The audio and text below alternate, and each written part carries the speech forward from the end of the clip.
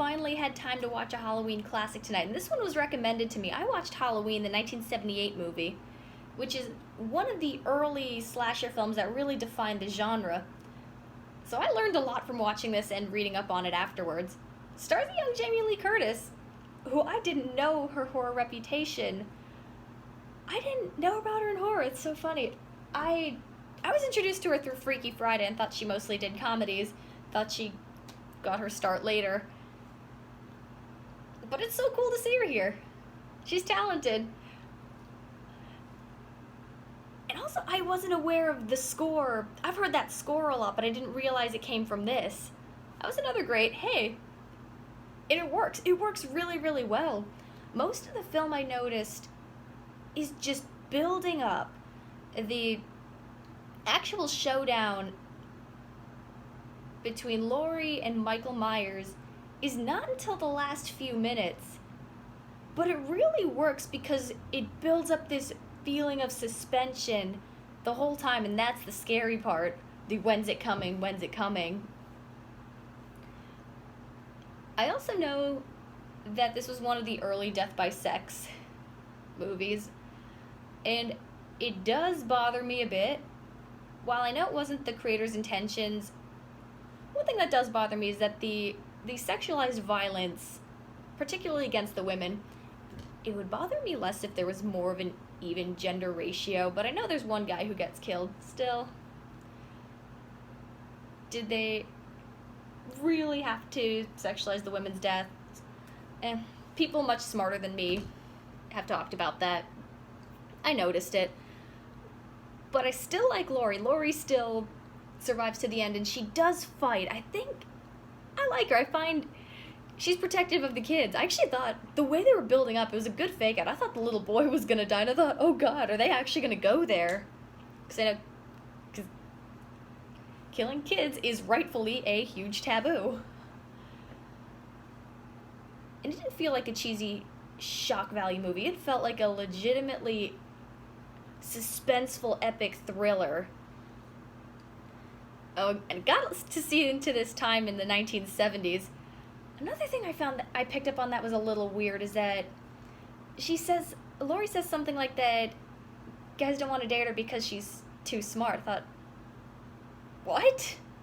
That makes no sense to me. I guess that was a thing once upon a time. I'm glad that intelligence has become much more valued. Go smart people. But yeah, she survives. Smart people survive. I still think it's realistic because she is legitimately terrified. She is screaming. But she fights. She doesn't do this cliche that... I see this mostly in superhero movies. A cliche I personally can't stand is when you've subdued the killer and then you decide, I'm gonna spare this life because goodness of humanity. No, screw that. Deadpool has shot that cliche in the face. Thank God for that. Bothers me to no end, and I'm so glad she doesn't do that here. Although, one thing that did bother me, she does not keep the knife several points in the film. It's like, no! I kept yelling at my screen, no, take the knife, don't leave the knife! I was really, really invested in this. And I thought the kids were really charming. I thought they were cute. Tommy and Lindsay. I like that Laurie's a good babysitter. She's watching a movie with them. And she's helping him with the jack-o'-lantern. That was really nice. Felt bad for the kid earlier when the bullies are picking on him. Actually, another thing that I thought that was a little strange was Tommy's usually the one that's seeing Michael. And Laurie says, no, there's nothing there. She's usually the one who doesn't see him. But she sees him a couple times earlier in the film. Why doesn't she say something like that? Is it to protect him? I don't know. It seemed a little odd that she wouldn't tell him the truth, but then reassure him.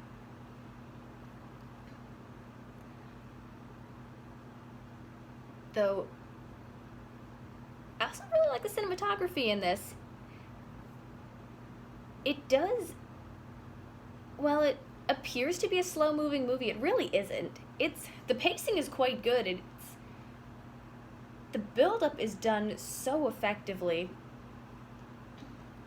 And you get a lot of this that they're being watched, but then you get a very quick payoff, and the deaths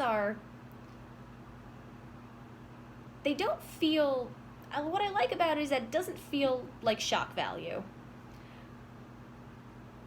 Though, there wasn't much gore in this, thank God. I don't like gore very much.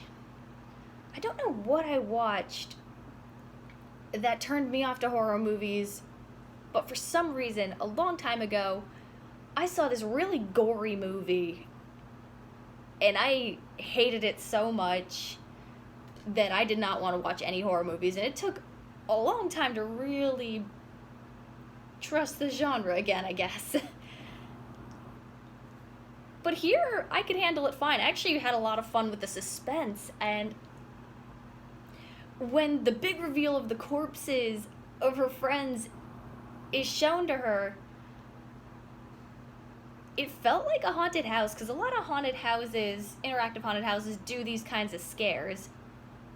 I kind of wanted to be in that haunted house. I thought, oh, this sounds fun. I kind of want to be there. I mean, in the Halloween haunted house sense, not in a slasher movie. I don't want to be in a slasher movie. I don't want to die. Don't think anyone does. Okay, maybe not anyone, but most people don't want to die. It was a very appropriate movie for the season. I'm so glad I watched it. I hope I get to check out more. So, thanks for the recommendation.